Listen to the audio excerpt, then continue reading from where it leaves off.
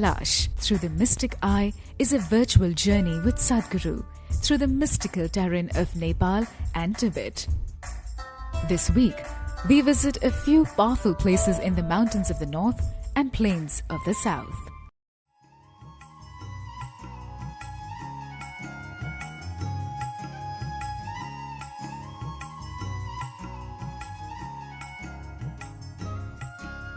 Overwhelming experiences in certain places, especially Gupta Kashi and Tapovan. If I could explain what is the basis of these experiences. These are two different kind of spaces, Gupta Kashi and Tapovan. Tapovan, maybe because of the altitude you felt lightheaded. It's been a place which has been graced by many wonderful beings. Wherever they go, they leave their eggs. That's their way of life. If you leave your eggs in Bombay or in New York City or anywhere else, people will trample on it and go, because they won't have the sense to recognize what's been left around. So the yogis also, people who have the privilege and the burden of carrying a dimension which is not in the experience of common people, also wherever they sit and stand, they lay their eggs.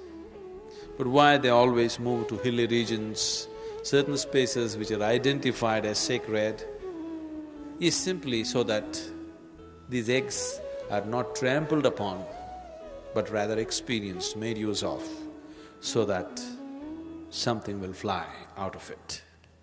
So they choose places. Tapovan has been one bird's nest where many yogis have chosen to lay their eggs.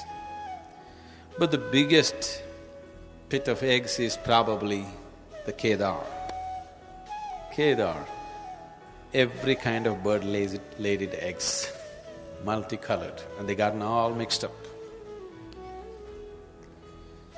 So, if you have been initiated in a certain way, you become open to a certain aspect of experience.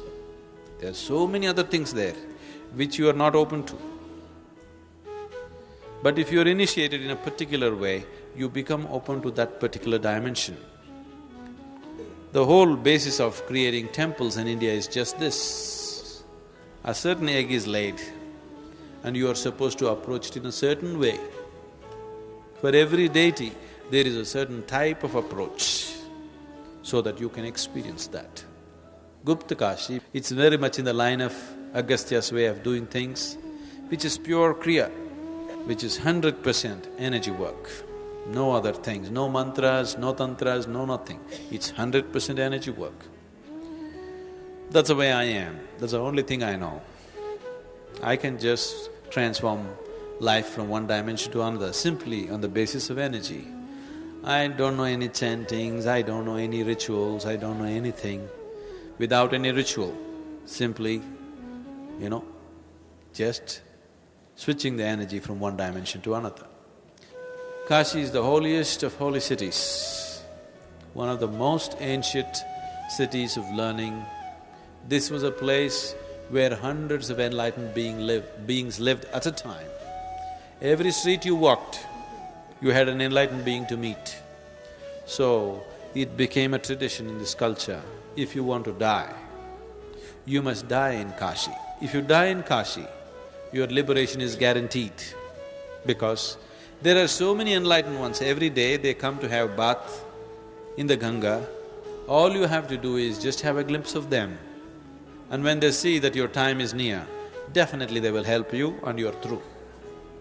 So even today it is believed, when you come to a certain old age, people travel to Kashi, wait there to die.